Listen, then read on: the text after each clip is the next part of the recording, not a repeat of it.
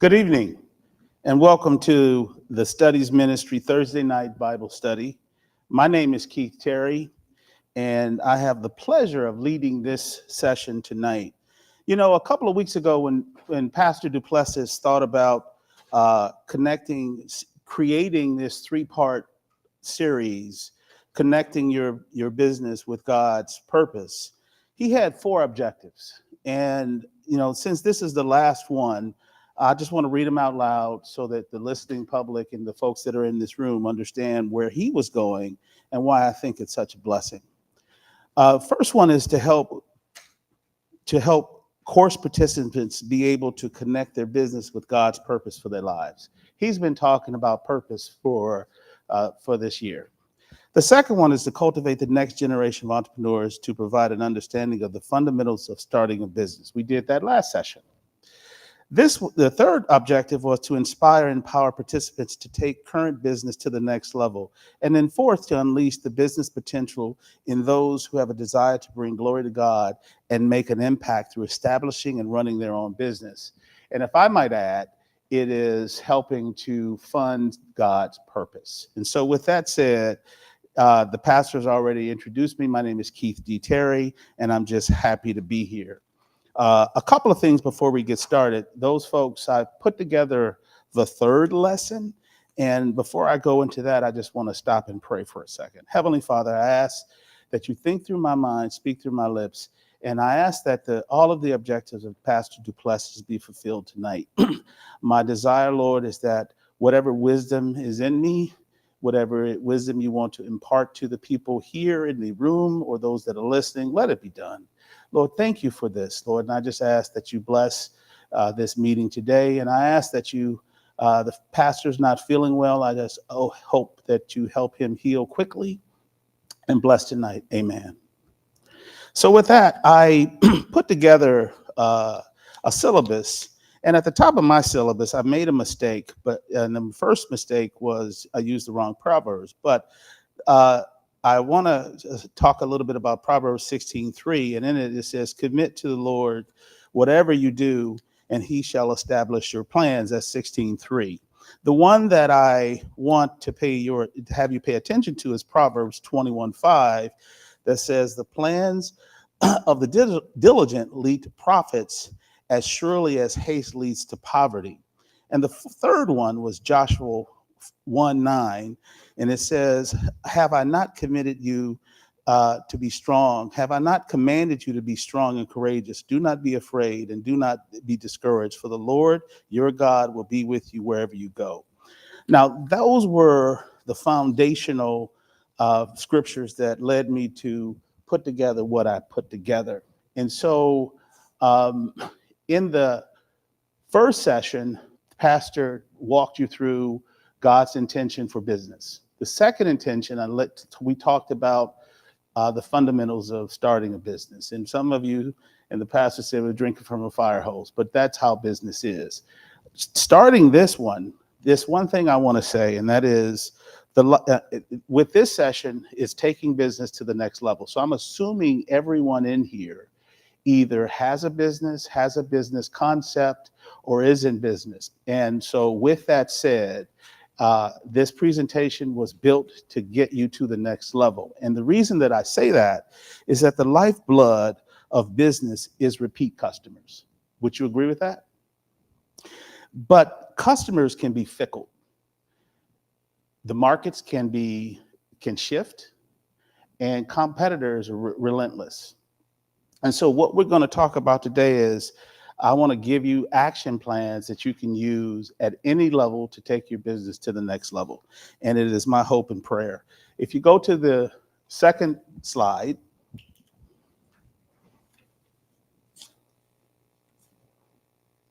you can see what I'm talking about. We're going to be talking about a brand for those folks that are at home, a brand, a marketing strategy, effectively using technology. We're going to be talking about how you can strategically use relationships and build partnerships that can create revenue for you, and how you can scale and grow your business. And what I want to leave time for at the end is what I call an idea workshop, and we'll talk about that. And so that should be to me, that's a fun session. Okay. Any questions before we jump off to the deep end of the pool? All right. So the last time we talked about in business, and so if you go to the next slide, you'll see here what we're talking about is anything on here, anything that you can think about. It could be therapy, it could be flower massage, it could be dog walking. I want you to think now about a business that you have. And so with that said, if we go to the next slide, you will see that we're talking about how you can build a brand. And brands are important. And I just want you to think about what's a popular brand that you guys can think about. Just name some. I know she would know. I'm married to her. Okay. Okay. What about a service brand? Okay. What about a non-for-profit brand?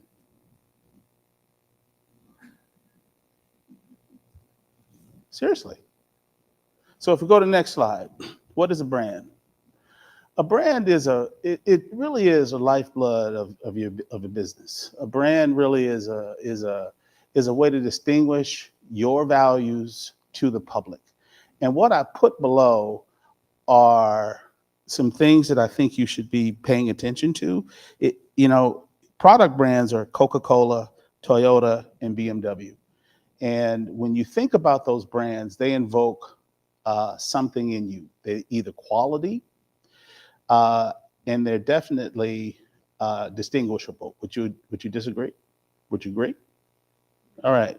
We go to service brands. And so when you think about a brand, it is a product or service or a concept that is publicly distinguished. And so when you think about service, what I did was I went and I looked, because last time folks wanted to know about profit.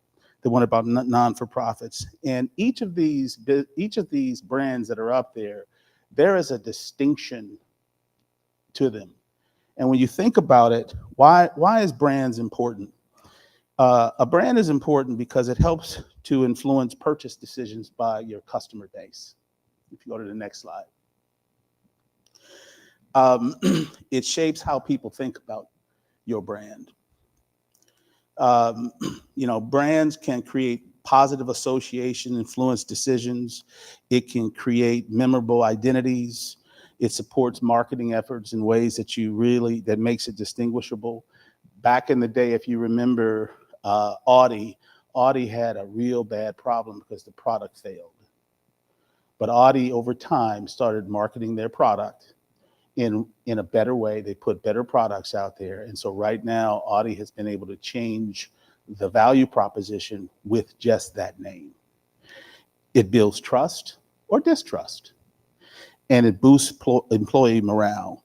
Now, I say that because first exercise, think about the business that you have, that you own, the product. What's your brand? I know what your brand is. Even when you think about S.T.U.D.Y.S ministry has a brand. So as you think through your product, I want you to think about a brand really impacts that. And so the action in this exercise, if you go to the next exercise, is one, here are 5 steps if you don't have a brand. If you don't have a brand, if you're thinking about a brand, if you have a company, my question to you, are you happy with your brand? Have you gone out and spoken to customers? I suggest you do that. The first step is determine your target audience. Now, the last session we talked about, I really drilled in on this. You really should know who you are trying to sell to. A lot of people think they can create Coca-Cola or potato chips that could sell to everybody. It could, but nobody likes any one thing. So I am stressing to all of the Christian-based businesses, really know who you are marketing your product to. You should really drill down, understand who the customer is, tailor your message to that person. For example, Angela was here last time. She was talking about hair care products. She had a real clear idea of who she was selling to. It makes branding, your messaging that much easier because you're talking to that person. I'm different than Arnold, than Sharon, than this gentleman. And so it just makes it easier. Then the next step is establish your mission. We talked about a mission. It defines the purpose and your values. And a lot of times that comes through in business. You know, you don't want to do business with unscrupulous companies that you just don't trust. Think about it. This morning I did a podcast and was on having a seat on the board. And we talked about Enron and we talked about WorldCom. Two businesses that went by the wayside because they cheated and defrauded a lot of people. So third step, you want to define the values and features and benefits. And I would say that when you do it, you shouldn't necessarily talk about features. You should talk more about benefits, the value to a consumer. Fifth step, well, you want to create your visuals, find your brand voice. And number two, you want to start marketing your brand. Now, I just want to open this up for conversation. This is not a lecture. So any reaction to what I just put up there?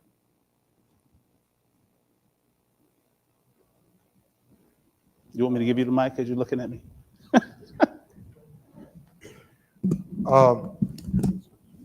It's on. I think the one thing that hits me about this, we're talking about a business and things along those lines and brand and identity.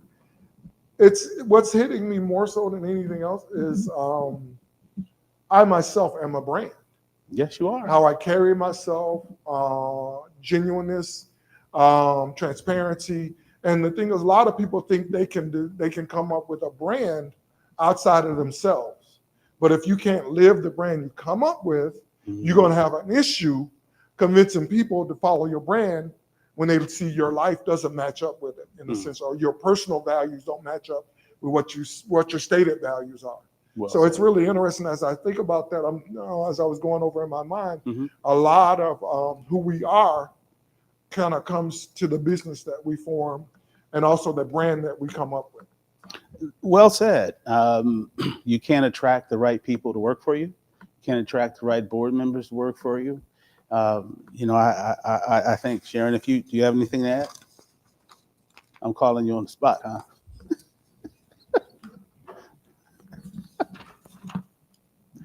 Here's how I think about a brand. I'll just use S.T.U.D.Y.S, for example, and Minister Arnold as an example. Let's say, I'll do Minister Arnold first since he just spoke. Let's say I want to talk to a minister in the church that can really give me some good advice. First thing comes to my mind, Minister Arnold. That's a brand because he is so good at being a minister that you don't have to say his name. When you talk about S.T.U.D.Y.S ministry, you wake up and say, I want to hear Pastor Du-Plessis preach. Yes. And I know that I'm going to S.T.U.D.Y.S because that's where Pastor Du-Plessis is. He is part of that brand of who S.T.U.D.Y.S is.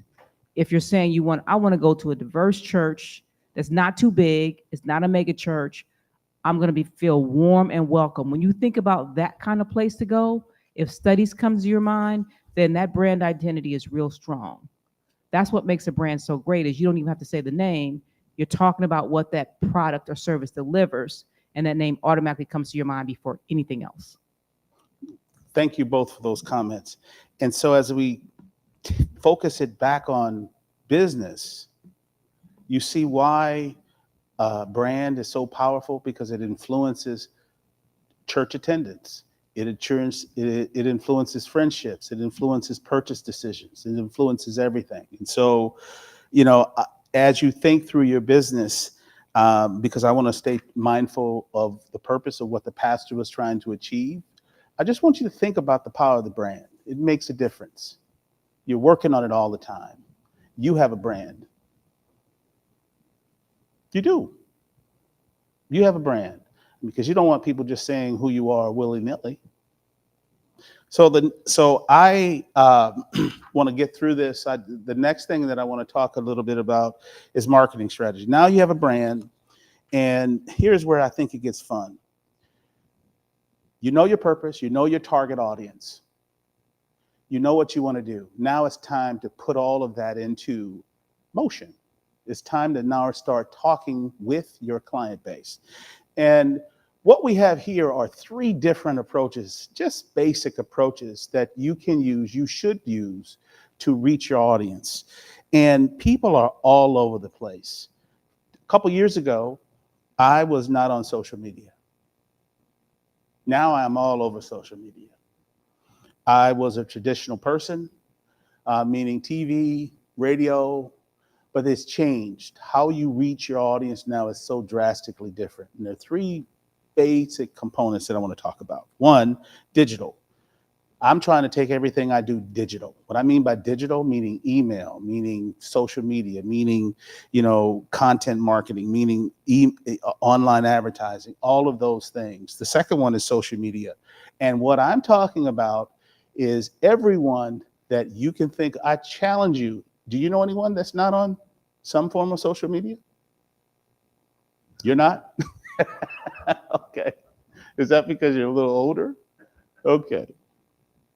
And then the third one is traditional. So we're going to go through all of these. And so, let me just take my time.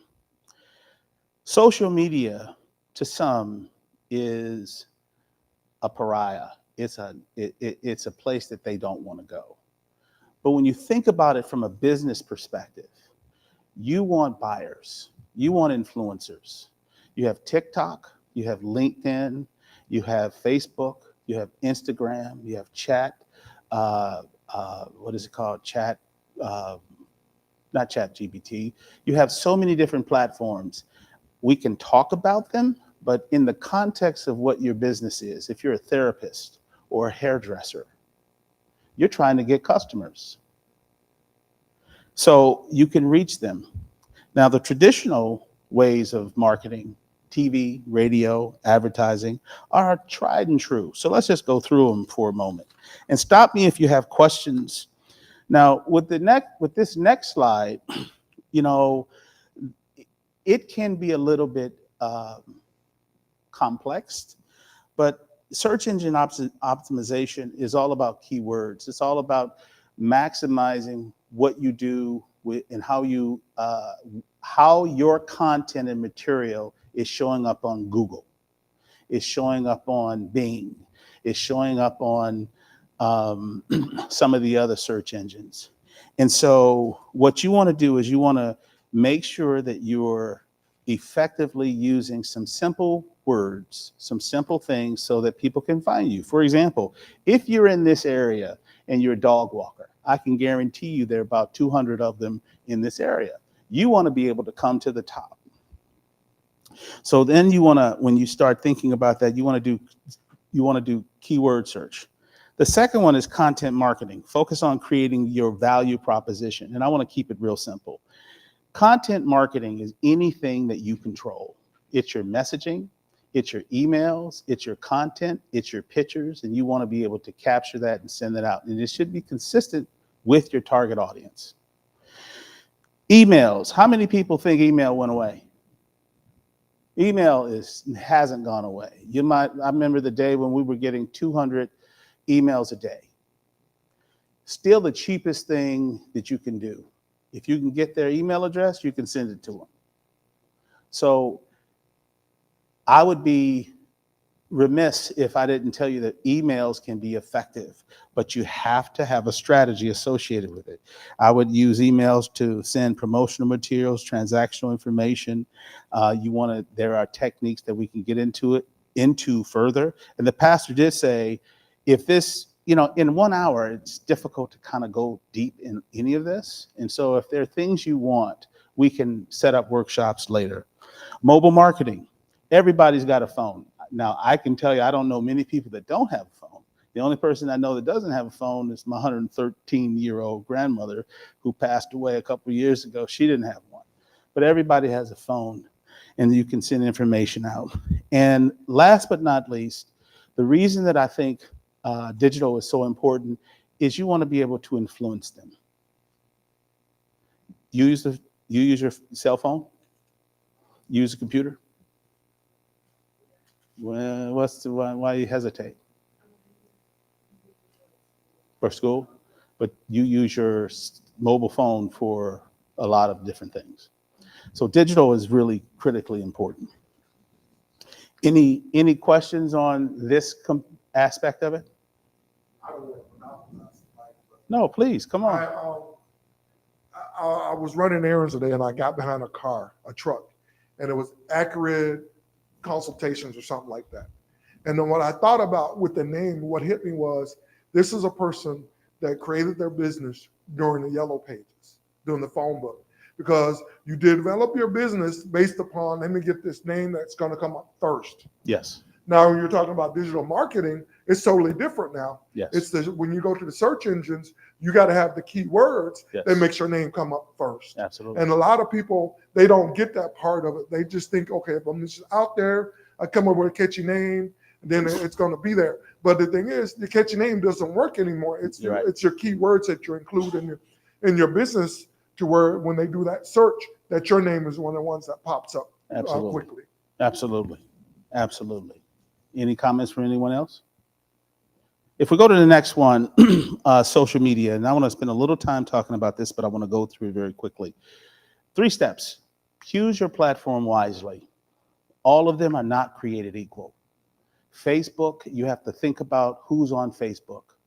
Facebook, as my daughter, who is 32 in LA, she says Facebook is for the older generation. But the truth is, Facebook is very effective for the right business. Now, here is where I want to stop. How many of you own a business? If you own a business, do you have I know you, well, let me ask, how many of you have a Facebook account personally? How many of you have a business Facebook page? And so for those folks that are listening, I'm going to say, if you can be on social media, but you should think about the context and the value proposition of your business as it relates to the social media platforms. Instagram, TikTok. If you think about it, TikTok came on like gangbusters. People are just there. Now it's turning off a little bit because the US government has threatened to take them away, and it's a different value proposition. Instagram is there. And if you look at the revenue being spent on Facebook and Instagram, those happen to be number 1 and 2. Now coming up a strong first is TikTok. And so think about what you want to do. And I would say choose 1 or 2 that you want to play on and set up a business account. For example, I have a podcast, Next Big Thing with Keith Terry. My podcast, I'm on LinkedIn and I'm on Facebook, and I have tried to be on TikTok, but the visual aspects of what I do. Second thing is I want you to talk about content. Now, if you do a video, or I would suggest one strategy is go home today and create a video. Pick up your phone and just start talking. Think about your background, but talk. You can take 1 hour worth of content and create 30 different videos. So you create different content. That content, when you put it out, can attract customers to you. Third is you want to analyze what you've put out. And I would say that if you're on Facebook and you have business accounts, the people that follow you are your customer base. Those are the people that you want to have conversations with. Those are the people that you want to continue to talk to. And if you can do what I said last time, have a conversation with them, they will tell you the flaws and the positives, the pros and the cons of your products or services. Any questions on this one? Okay. The tried and true, the last one here, and that is print advertisement.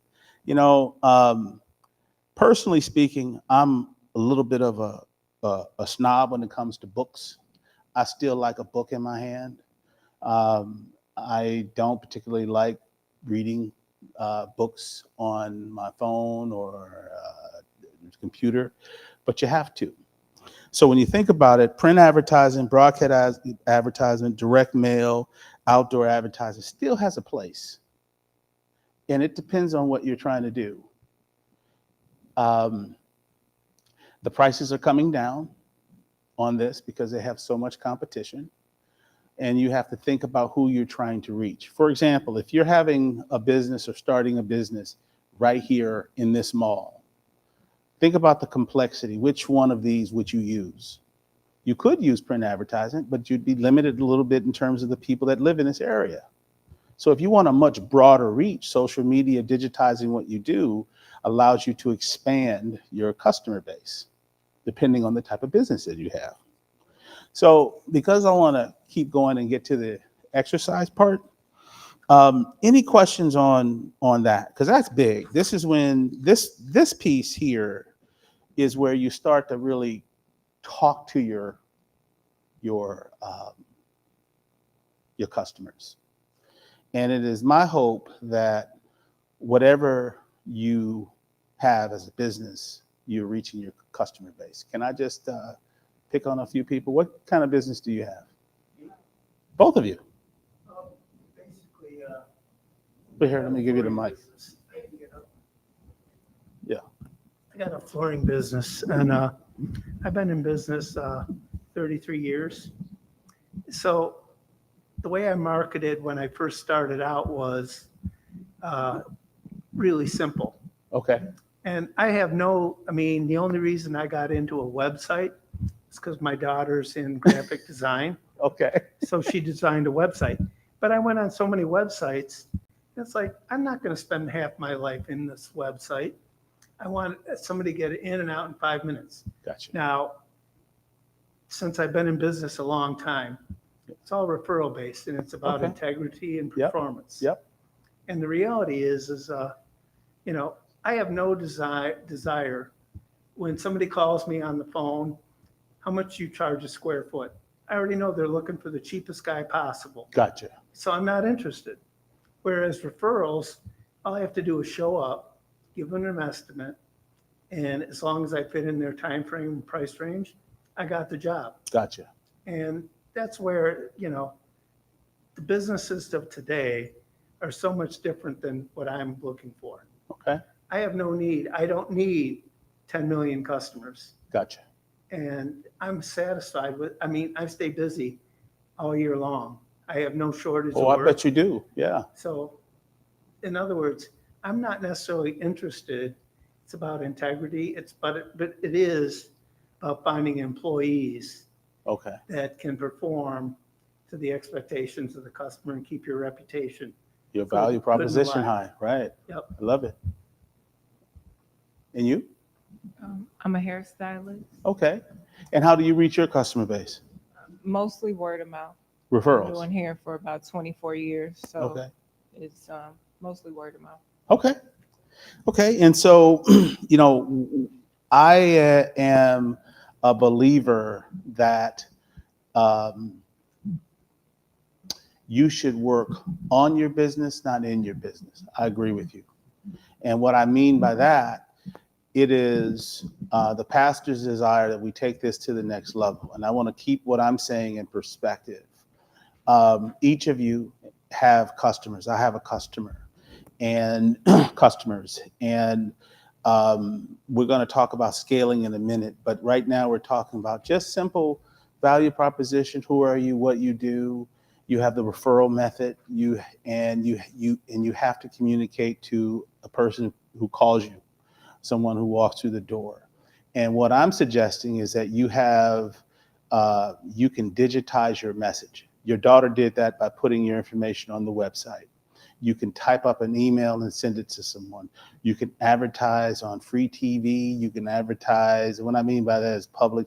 You might not pay much, but you can advertise on television or radio.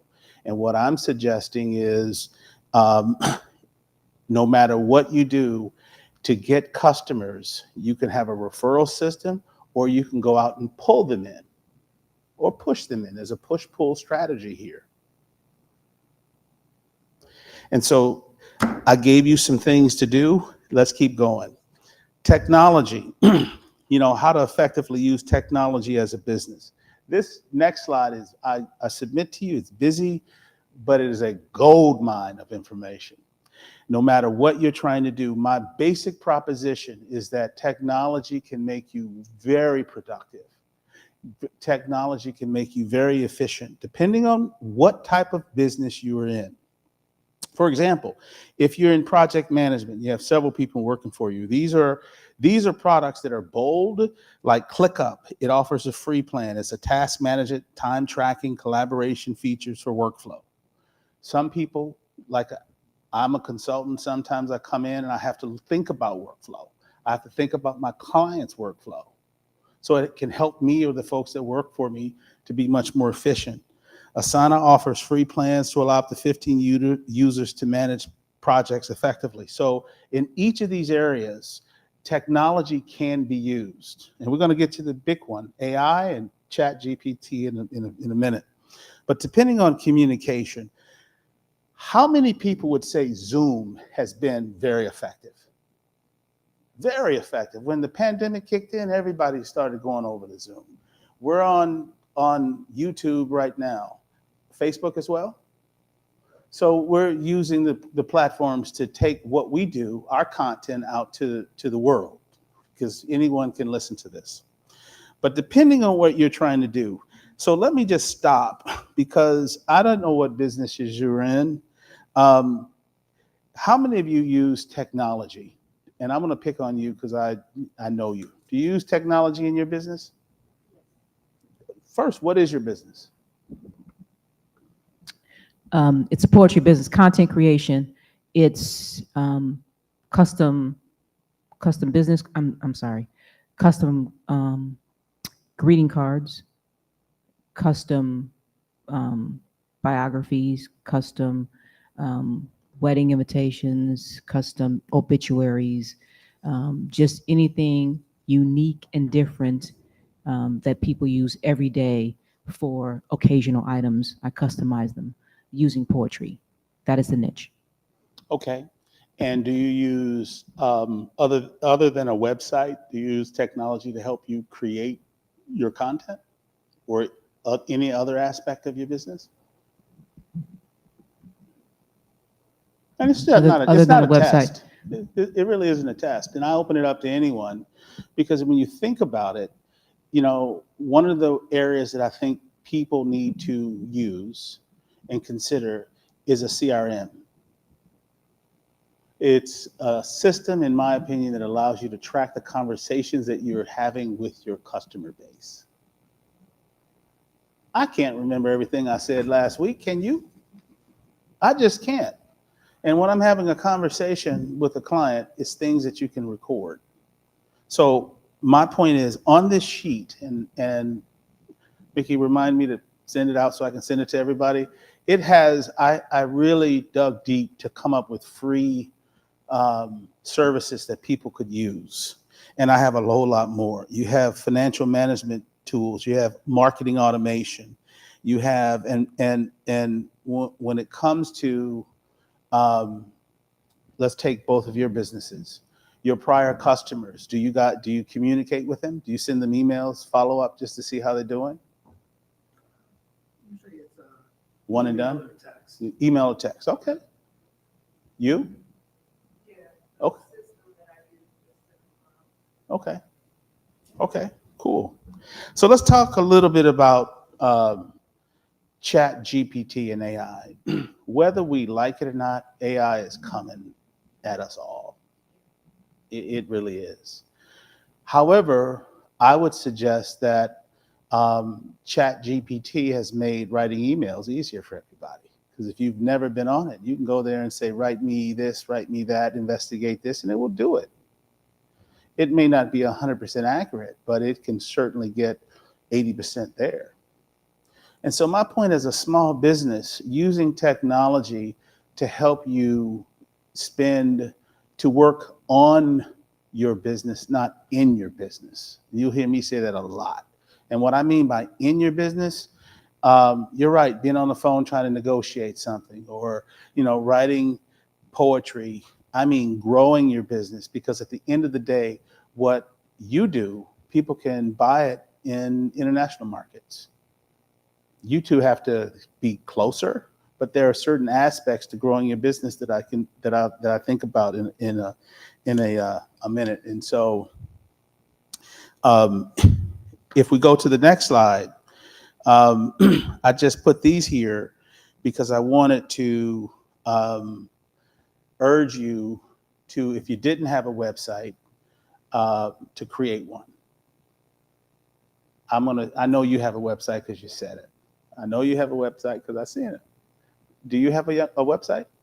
Okay, everybody has a website. That's one of the basic things to do. And why? Because it gives you credibility.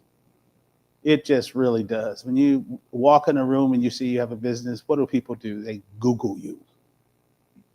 They Google your business. So why play at it? Last time you talked about having an email stream, right?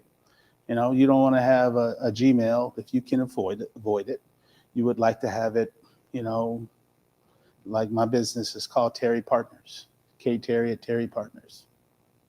You want to have social media profiles. And with this, I'll say you should not mix your personal profile with your business profile. Just don't do it. And how many of you have online stores, search engine optimization, and a website store? Again, it's like getting to the next level. For example, in your business, you do custom. You have an online commerce on your website. Did you start that way or did you grow into it?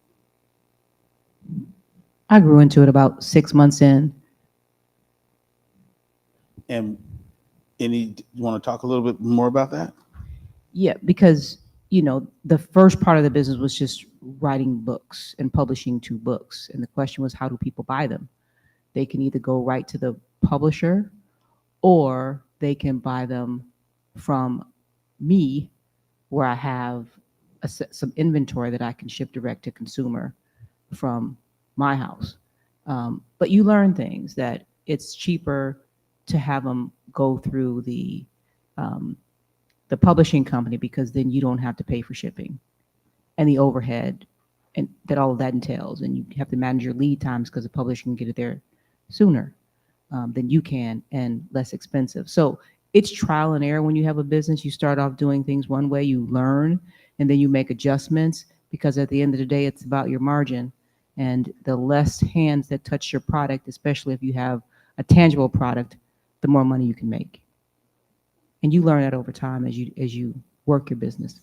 And it sounds like you've used technology to expand because you sell through Amazon.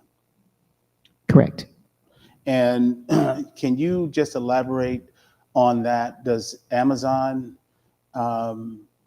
market for you or help you market, or no? Amazon does not help me market. However, they have a tool by which I can market from. And very inexpensively, you can set your message. Amazon will distribute that message through a platform by which you give them contacts, and they will send it out. Or they'll also send it out through their own contacts. But you pay them based upon how many times you want that message to be seen, and how long you want that message to be out there. Okay, thank you for that. And I just think that using technology can help to expand awareness, bring new customers in. It's cost effective and allows you to enhance customer engagement. There's one other area that I think can help grow the top line, and that is strategic partnerships. I like this one because a couple of points. In there's some updates in 2021. 63% of IT firms received almost 75% of their revenue from channel partners. Think about that.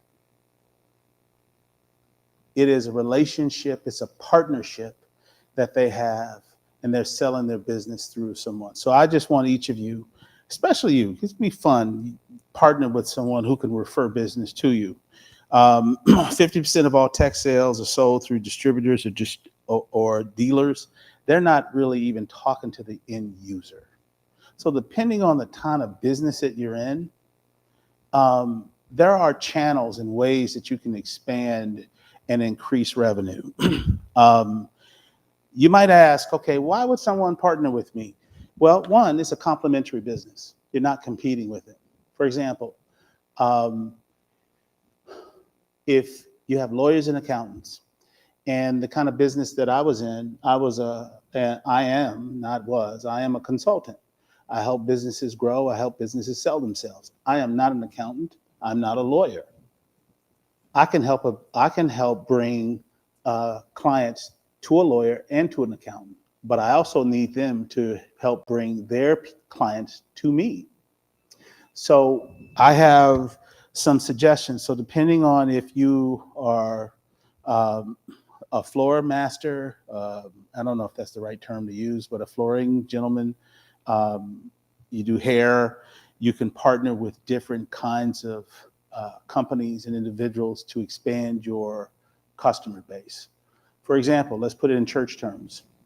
We had a sister church, right? Now, we're not trying to get new parishioners, but we are trying to increase awareness, right? And so what I am suggesting is that as you think about partnering, there are quite an effective way to do it because everybody has a network. And there are people who can help to expand and give you customers, and you're not even competing. So, I've used this. I've gone out and partnered with financial venture capitalists, private equity guys, financial guys, accountants, lawyers. I don't do any of the work, I'm not competing against them, but I am complementing what they do. Now, how do you do that? These are some facts. So if you go to the next slide, I'm giving you 8 steps. 8 steps, please use them. I want you to think about your value proposition. I really, really do. No matter what business you're in, I want you to really think about how you partner. The benefit of a partner or a relationship is a referral. And it's all about your value proposition. It's what Arnold said when he first came in. He talked about himself. He's a brand. He has a value. When people see him, they know who it is. You don't know these people, or they may know you, but they don't know what your business is. So you want to state what your value proposition is. You want to define your lane, and this is what gets people in trouble. You want to stay in it. You can't be everything to everybody. What you say you are is who you are. What you say you do is what you say you do. You want to start with your own list because you want them to trust you. You want them to open up their network. So you come in with 10 people that you can partner with. You say, hey, listen, here are 10 people, 5 people that we can do business together. And you will find some people that will really run with this. The next one is build a list of new potential partners. This is where the brainstorming. I like to pick on my wife on this one because when I first met my wife, I called her an ideation person on steroids. You put a problem or an idea in front of her, she's got 800 different things you can do. It's a compliment. And so the challenge here with number four is getting with someone who is open, who wants to work with you. They don't see you as a threat, and you can generate revenue both ways. You want to determine the number 5, and number 5 is big. It's the what's in it for them. And that helps. If you can tell them the benefit, they will work with you. No one wants to work with someone that's going to take money out of their pocket. It doesn't make sense. You want to create the message, and you want to send it out. And this is why I'm saying act on this and have them demystify the process. What I mean by that is, I have a presentation, you have a presentation, you have a product, you do flooring, you do hair. Let them see what you do. Let them see what your product is, what your service is, or concept is, what your messaging is, so that you can demystify it. I don't know I really don't know how Sharon operates. I don't know her book. I don't know her poetry. So you give them a sample of it so they see it and they say, oh, wow, this is really, really good. I know of my 100 customers, I know 25 that could benefit by this, that can use this. And then you want to check and stay in touch with them. Now, it probably will go slow in the beginning, but stay with it. Work on your business, not in your business. Technology can help schedule communication with them once a month. Any questions on this? Because this is really not intended to be a lecture, but a conversation. Keith, I would venture to say that if you fill a room with business people, I would bet you that one business could walk out with a potential partnership with 80% of the people that's in that room. It's how you think out of the box and are able to connect what you do with what they do in some way that could seem so simple, but it works. For example, what's your name, sir? Bill and Amanda, they have a connection. Amanda does hair for probably Black women mostly, right? And Black women make 80% of the purchasing decisions in the household. And so let's say Amanda's talking to someone and said, God, dog, I need to get my floors done. I know somebody, Bill. I told you she was an ideation person. Bill could have someone, he's doing somebody's and sees that someone may need a hairstylist. He may not be rude about it, but he may overhear and say, I know Amanda. You guys should hook up. Or even if you just put Amanda's business cards in your business, same thing, just very simple, very subtle ways that you can do things, and they go a long way. Thank you for that, because the next slide gets us exactly into those audiences that I think you need to be at. When I say join network groups, you got the Lake County Chamber of Commerce. You've got all kinds of affinity groups where you can go and make your pitch. They want to do business. They're getting people together. Think about what the pastor is trying to accomplish with this. He's trying to create commerce. He's trying to create business out of a church. Guess what? Church is not separate from business, because at the end of the day, we need both to work well, in my opinion. I'm not a pastor or a reverend like these guys, but at the end of the day, this is my ministry. This is what I love. And so when you think about it, and I would say, my wife doesn't believe it, but I'm an introvert and I'm shy. But I have learned to participate. I've learned to go up and shake someone's hand. I've learned to talk to people, because at the end of the day, nobody's doing this alone. Jesus had 12 disciples. And so what I'm saying, go into these areas, leverage social media. There are affinity groups that are digital. They want to do business with you. So let's keep going, because I want to run out of time. So you've done all of this, and now you want to scale your business. And what I mean by scale your business, you want to grow. Bill, would it be nice to sell your business in 5-7 years, or even now? Would it be nice? Yeah. It would depend on how much they would give me for it. But I would rather pass it on to somebody. that's the same thing. The reality is, to me, when we talk about all this marketing and networking, even coming here, I've gotten business referrals just because I show up at this church. So they attribute that there's some kind of integrity in this person, the fact that he goes to studies or he goes to Northbridge Church. And they link that to that. And I think networking is probably the most important thing as far outside of integrity and performance. You still got to deliver the goods. Oh, you do. To the customer's Oh, you do. satisfaction. Oh, But, when it comes down to selling the business, I still like the work. Okay. I can't physically do it the way I used to, just because I am getting older and I got issues.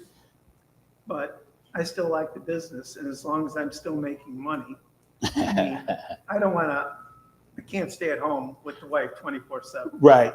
And what I mean by, scaling and growing your business is we are all getting older, and we just can't do what we used to do. And as the business shouldn't taper because we get older or we don't do something. And what I'm saying is there's a way of scaling the business, growing the business. And so, or passing the business on, right? And I am saying it this way, it shouldn't die a slow death because the entrepreneur is slowing down, is my point. So there's some ways.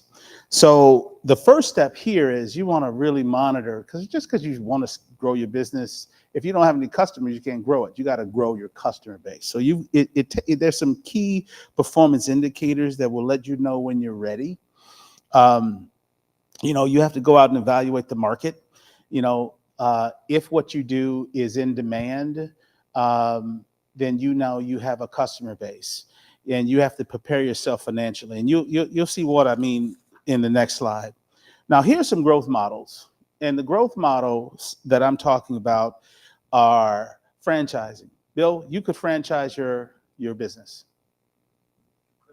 You could. And you may not want to, but I'm just saying at the end of the day, there are 3,000 different franchise concepts in the United States. McDonald's is one. There are new ones that start every day. I'm a franchise consultant, broker. I know this. They come on, think about it. Cane's Chicken started in the South. Now they're growing like hot potatoes. Chick-fil-A, flooring. You have some mega concepts, and franchising is a growth model. You can take, and it depends on, the reason I say it depends on what you want to do. You have remote options, you have vending machine options, you have so many different options to grow your business base. You could do, hair care. And I was thinking about Angela, she can franchise her concepts. You have to be ready for it. So there are franchise considerations. Now, what's interesting about franchising a concept as a business owner, it lowers your costs. It lowers your expansion costs because now you have someone buying a franchise from you and they want to expand. They're buying product from you. They're buying your know-how. They're buying the goods. And we can get into that. The next one is you want to open up new locations. I don't know how many locations you have. Do you have one location, Bill? 2 locations? Angela, do you have 1 location, 2 locations? Just one? Just one. So if you are prepared to grow, you can open up new locations. I have friends that have opened up different locations, one on the north side, one in Atlanta. It depends on really what you're trying to do. There are online expansions. You just heard Sharon talk about, she put an online store. What's beautiful about an online store, it immediately goes global. You just have to match the supply chain component of it. Now, channel partners, this is what I talk about. Let's talk about it first from the perspective of what is a channel partner. Apple sells products. Apple has different products and services, and Apple has partners that repair their equipment. But Apple went one step further. It started to cannibalize their business because people who bought Apple products, their channel partners who bought Apple realized that their customers wanted one-on-one service. So they came up with their own service model, which shrunk their business. The point being, people made a living off of repairing Apple products or some other person's product. That was a business line. And again, work on your business, not in your business. If you repair stuff, you don't just have to repair Apple, you can go in other places. And then the last one, which is not on here, a subscription model, which I think can be quite effective. It could be effective for your business, Muriel. And, when I think about subscription, let's just stop for a second and think about that. Right now, Amazon Prime, when Amazon came on, Amazon was selling cheap books. Now Amazon, one of the biggest on the marketplace. You spend $139 for movies and free shipping to buy stuff. You pay $139 to be a part of it's their subscription model. HBO is a subscription model. They've got software programs all over, subscription models. I have a question for the two non-profit executives in the room. Is it possible to have a subscription model for your businesses where they pay $39 to be a part of something elite? And the reason I say it is what I said in the very beginning. The lifeblood of a business is repeat customers. And a subscription model guarantees a level of revenue and loyalty. So just think about it. I don't know. I'm just saying, if I can come up with a subscription model for my business, you best believe I would do it. Where people pay. There are all kinds. Netflix is one. And I thought about your business, poetry, where you can give them a free poem for a nominal amount every month. There are 8 billion people in this world who find value in some of the most, in very different ways. It's your value proposition. It's what you are delivering that gives them the benefit of the joy. And that's why I say growth model. And then the next one here, and people don't think about it, is international. You know, only 9% of 30 million businesses in the United States sell international. Canada, Mexico, same product. Everybody needs soap. Think about it. So I guess what I'm saying is international could be a growth channel for you. Now you might say, "Oh, come on, Keith," but my job is not to say but to say here's a possibility and let God go to work. More than 75% of the purchasing power is outside the United States. When you start thinking about purchasing power, if you think about economic growth in 2024, 2% here, 4% in Asia. And the U.S. Exports are likely to go 13%. My point being, depending on the business, and Sharon's business is different than Bill's business. This is different than Angela's business. This is different than my business in terms of going international. In many respects, it's easier, but not if you're talking about custom plaques or things like that. I just want you to consider the international implication of it. Any questions? I mean, you want to make a statement, please? Technically, if you have a website, that is, you are international. You just have to find ways for the international market to reach you, because a domain name goes broad. I would push back on that a little. Okay. In that, just because you have the World Wide Web doesn't mean that your messages are making it over to the geographical area there. I think we could play with that in terms of social media and how you reach people, but it depends. It just depends, in my opinion. And we have these debates at home all the time. I was speaking of access and search engine optimization, which you talked about earlier. Okay, I like that. And so, this next part is, that is my last slide before we get into the idea workshop. We talked about a lot, and I just want to open it up for a couple of minutes on anything that I talked about. What resonates with you all? Yes, ma'am. The mic?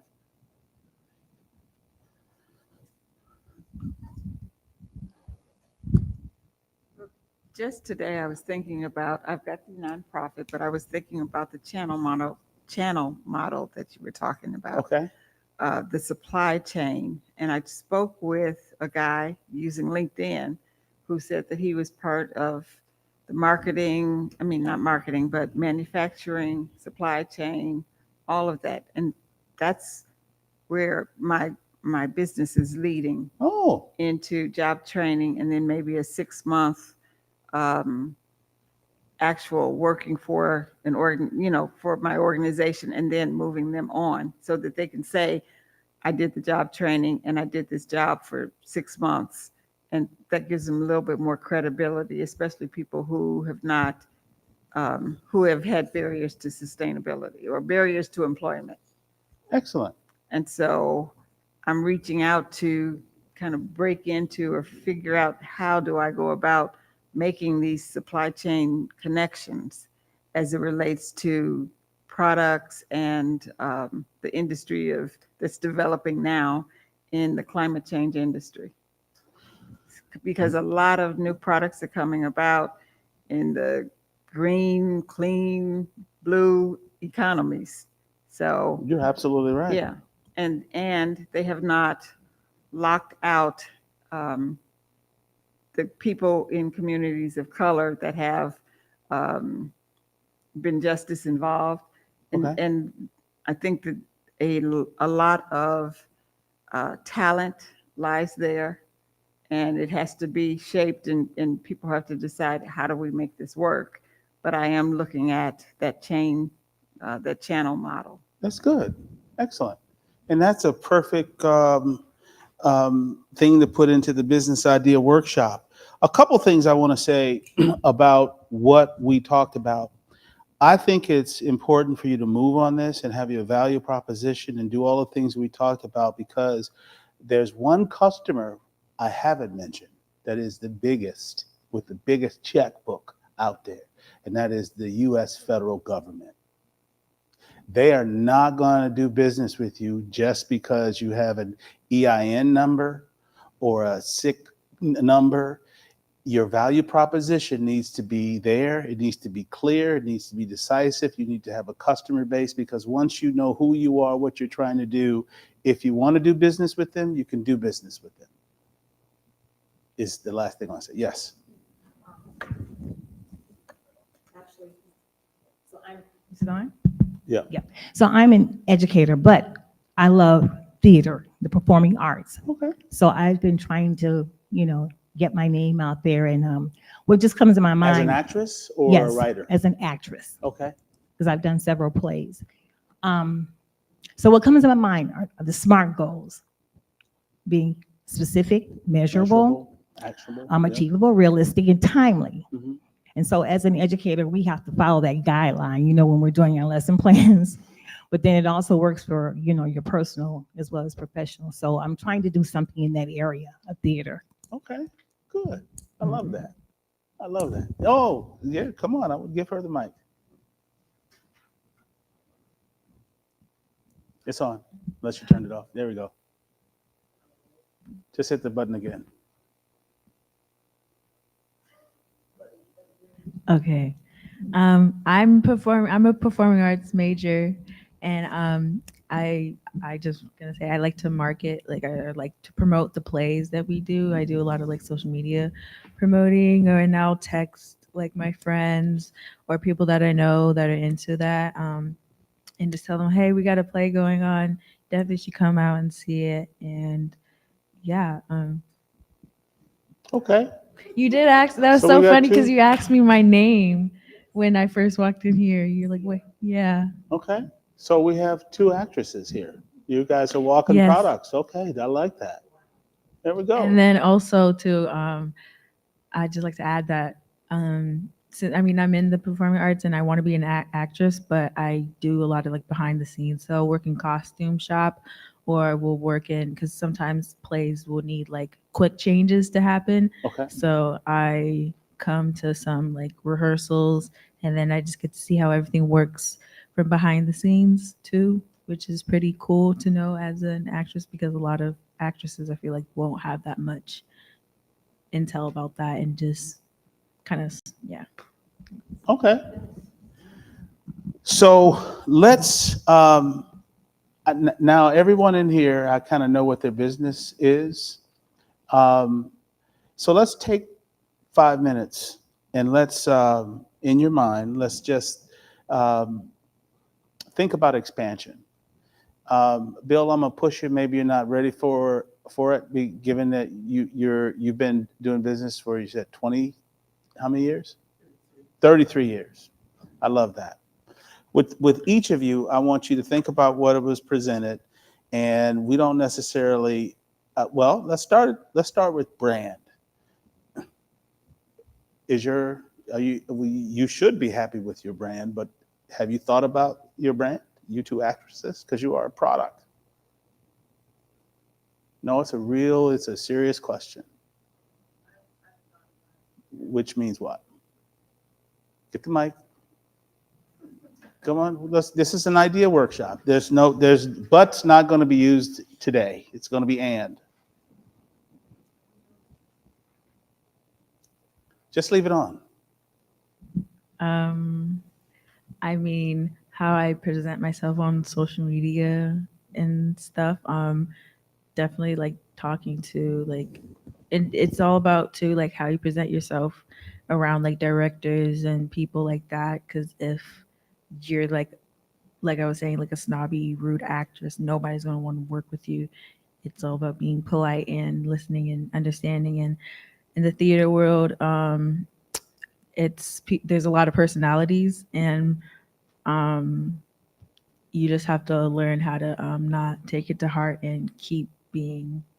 So let me ask you this question, because I know what you just said. And when I asked about brand, what is your brand? And this is a question for all of us. It's not the perception. There's an intentionality in everything we do. It's about being intentional. And so, there is a difference between being fun and funny. I want to be, if I asked each of you to pick 3 words that you see yourself as, and in 3 words you want others to see yourself as, would they be the same? Mine wouldn't. It'd be different. I see myself as committed, loyal, and determined. I want people to see me as fun, loving, and determined. So I'm real serious when I ask you, business owners, when you think about your business, how do you see your business? Your business, your business.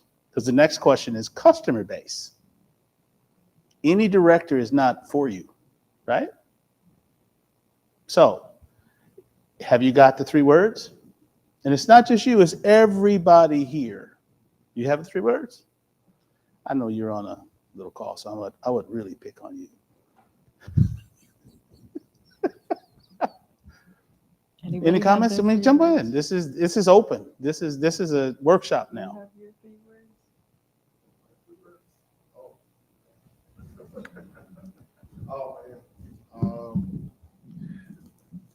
I think one would be authentic, loyal, and consistent. Okay. What I would like, yeah. And because I know you're not afraid, Okay. that's how you see yourself. How do you want others to see you? No, that's how I want other people to see me. Okay. So now how I see myself, genuine, which kind of lends to the authenticity.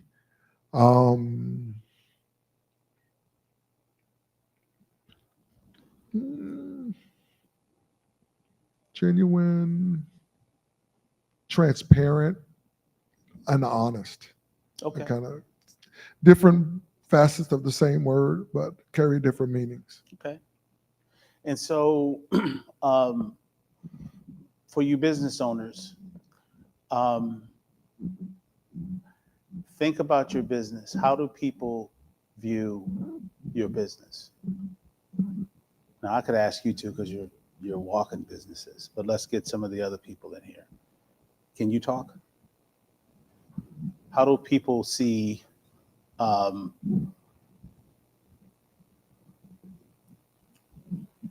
Coffee Smith Productions? Or what's the name of your business, Bill? Fabulous Floors. Okay, let's talk about that. I'll just say this.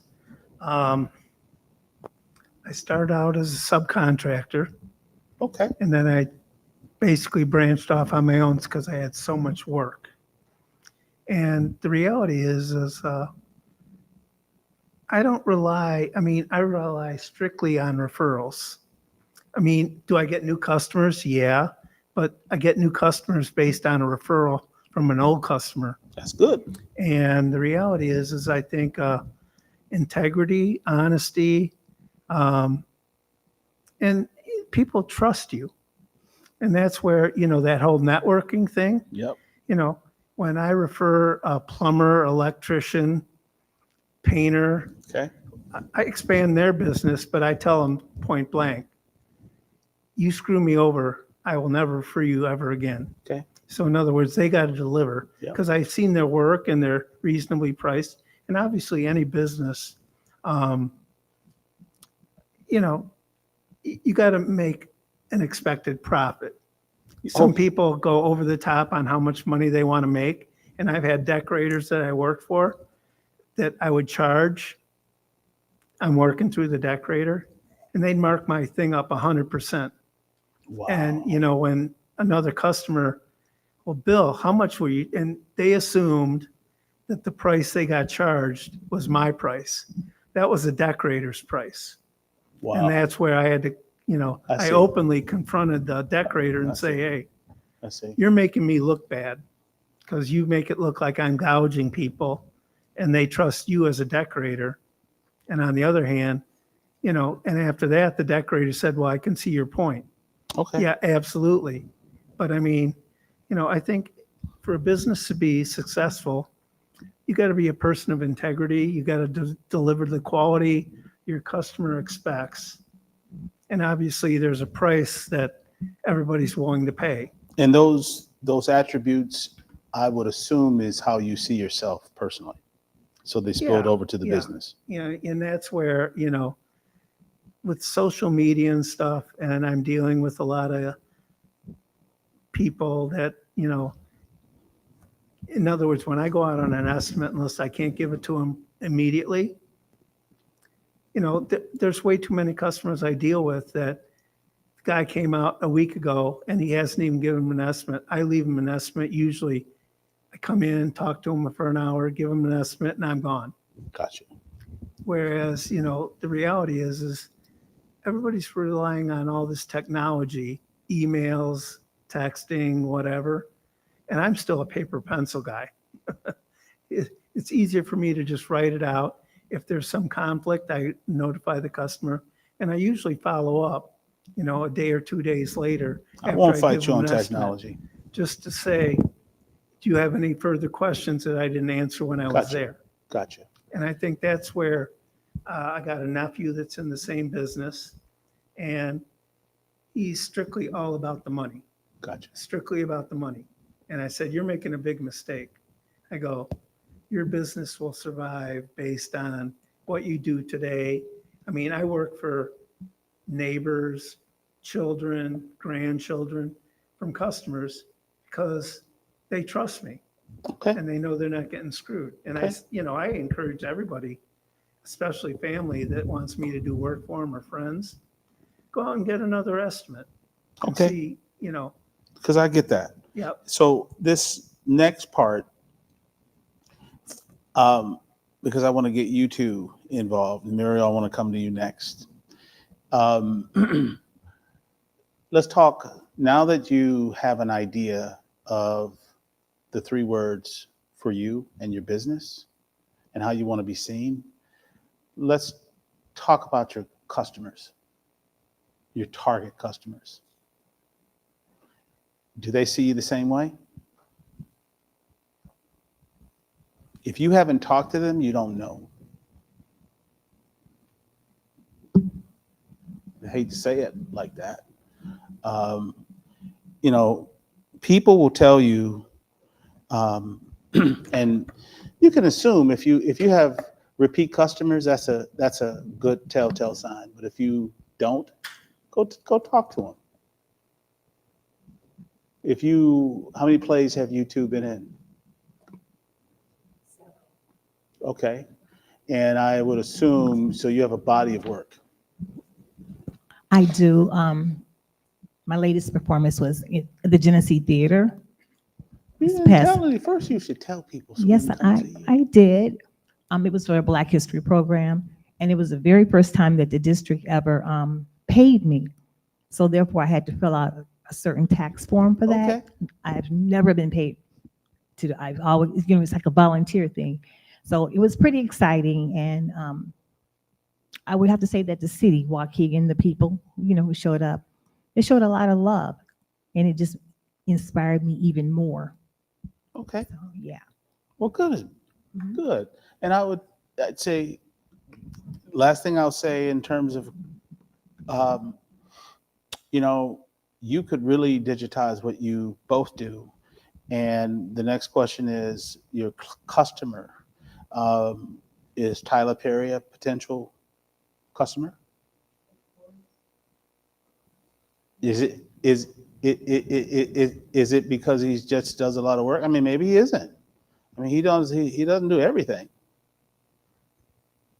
And this is why I'm saying know your customer base and what you're trying to do.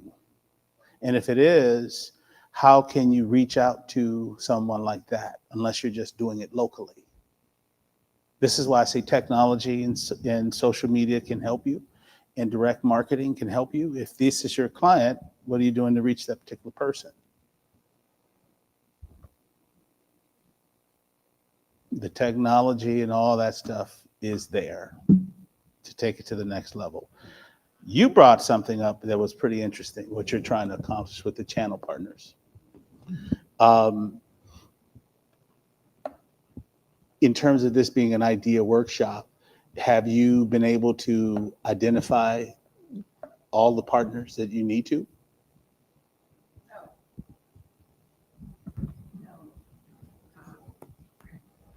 No, I haven't been able to identify all of the partners. I'm trying to make those connections now. Um, I was disappointed because I wanted to attend a conference, and they were taking applications, and they said, well, we'll let you know if you are accepted. I thought, what? Didn't you say you had some empty seats? So, but someone contacted me today saying, we're in your area. We do want to work with you. When can we visit? I thought, what? So they do want to work with smaller organizations. That's great. So I'm interested in finding out where that's going to lead. Now, and this is open for anybody. This is just because this is us trying to help all of us. If you have ideas, please, that you think might be helpful, please jot it out. When they come to see you, are you prepared to discuss your value proposition and what's in it for them kind of discussion? Not if they're coming tomorrow. Okay. And they're coming tomorrow? No. Oh, okay. I haven't given them a date yet, but I'm trying to think it through. I mean, I just got the email today, so I'm excited. I'm on that high right now. Okay. So I do have to put in the work and try to figure out, because they said that they can introduce you to people, and so they have the connections. So I'm just trying to slide into this arena. Okay. So wish me the best. Any ideas you guys have to help her? Because she clearly put an issue out there.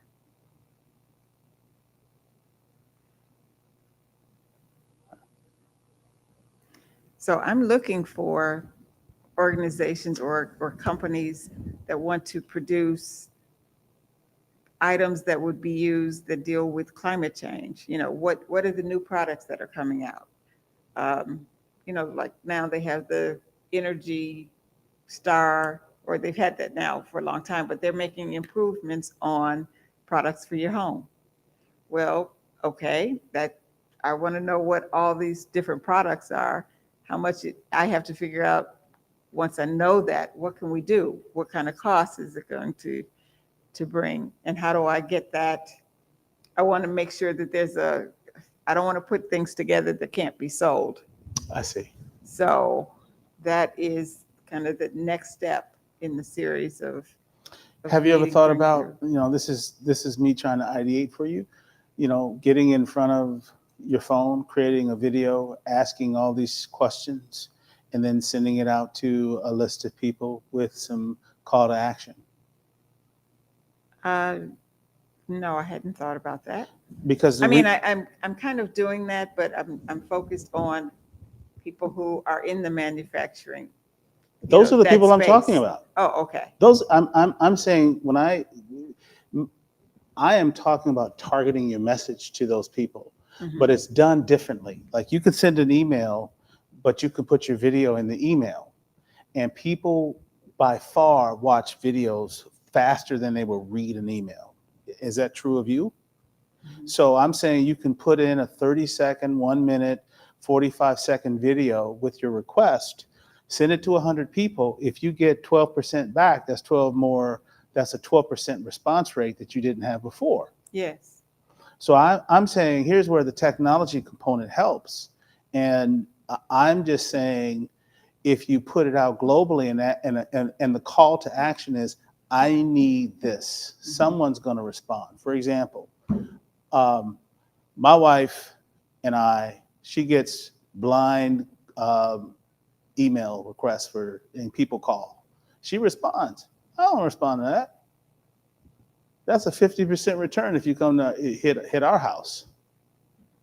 And so my point being, some people will respond. You don't need everybody. You just need one response that could change the world. Yes. So I've done a bit of that. I got a response the other day from a woman in Africa, and I thought, okay, that's a long way. How would I even make that work? My brain had to shift Okay. to thinking more international, but I don't know what she was having to offer. So I have to think through, okay, is this the best use of my time trying to pursue that versus trying to work on something that's like right here? Well, I can ideate on that. Sometimes it's nice to have sister organizations globally. Mm-hmm. If they could take your name, it automatically gives you a lift of credibility globally that could attract different partners, different funders. Yeah. I think my Because hesitancy is not dealing with companies that are from other countries I understand. and the history or the dangers of doing Okay. that. Okay. But I'm sure there's lots of upside too, but you just have to make sure that you're dealing with the right company, Absolutely. somebody who's not going to scam you. Absolutely. So I am going to give last word to any of you on anything, because there's one slide that I want to show, and it's the last one. And we're going to close out with prayer and let you guys go. Any comments from anybody before we end? Well, thank you guys for coming. Steve, if you could put that last slide up. You heard me say you want to work on your business, not in your business. This is a value, this is a business builder slide that I use. These are the 8 key drivers that business acquirers look for when they're trying to buy a business. Now, Bill has a goal. Bill is in a really interesting spot. Bill has worked for 33 years, and he wants to pass his business on to the next generation in your family, I'm going to assume. That's a phenomenal place to be. But a lot of businesses aren't there. They die a slow death. They've created themselves a job. This is when businesses want to sell themselves. Now, you've worked 33 years, and I hate to put the number out there. Your business is done well. You've done well for your family, yourself, and now you can sell it for $3 million, $10 million. That's some decent money for some people. But if you look at all of the points that are up there, and if you maximize each of them, it raises the value of your business. Now, in Bill's case, if he did all of these, he doesn't have to sell it. He just gives a more successful, profitable, richer company to the next generation. Now, look at it. Talk about financial performance. It's the history of producing revenue. This is how acquirers look for. The second one is the likelihood, it's the growth potential. Now, Bill talked about referral, but what if he came up with a different model? He took referrals, but he was pulling and pushing new customers in. Growth. So people buy businesses for growth. Second one is what we call the Switzerland structure, and that is how dependent is his business, your business, on any one customer, client, or supplier. In your case, you're dependent on one person. That's you, and that's you. You, I don't know how big your client base is. I don't know how many employees you have. In your case, maybe you have people who work for you. I'm not sure, but this is what they look for. Because if you can take this risk away, it's a good thing. The next one is the value teeter-totter, whether your business is a cash suck or a cash spigot. Some businesses just produce cash. What, Keith? Storage units, laundromats. You think subscription businesses. You know, it's a low. You're going to produce it anyway, but you have a subscription business that you got 1,000 people paying you, $120 or $18 a month or $120 a year. The next one is recurring business. Remember when I said the lifeblood of a business is repeat customers. If you have repeat customers, you have a thriving business. You don't got to go find them. They're coming to you every month, every week. The next one is a monopoly control. How differentiated are you in the space? Everybody's got competition. You have a competition as an actor. You have competition in flooring. You have competition in hair. And the next one is likelihood that they'll repurchase something from you. And then the final one is, and things that I love to ask every business owner, can you walk away from your business for 3 months and the business survive? If the answer is no, you got a problem. If you can do that, then you've got a thriving business. So I just want to thank the pastor again for giving me this opportunity. When he called me and talked about this, at first I was like, never in my wildest did I think I'd be anywhere close to that. And I'm just happy to be a member of this church, and I can give in any way. And it is really my hope that I said something that will help the folks in this room and those folks that are listening. And so with that, I just want us to end this with prayer, unless you have a question before I do that. So Heavenly Father, I thank you for this gift to speak here. And I just ask that the words that came out of Pastor Du-Plessis and my mouth over the last 3 Thursdays, let it land on fertile ground. Let it grow. And Lord, I'm hoping that the vision that you instilled in Pastor Du-Plessis comes to fruition, that these small businesses, these businesses will grow, and we'll have new entrepreneurs coming into the body of Christ, and that they are fulfilling your purpose. Thank you, Lord. Let everyone have traveling mercies, those folks that are on vacation, those folks that are not. And Lord, I ask that the pastor feel better, and those folks that might not be feeling better, let them get better. Thank you, Lord. Amen.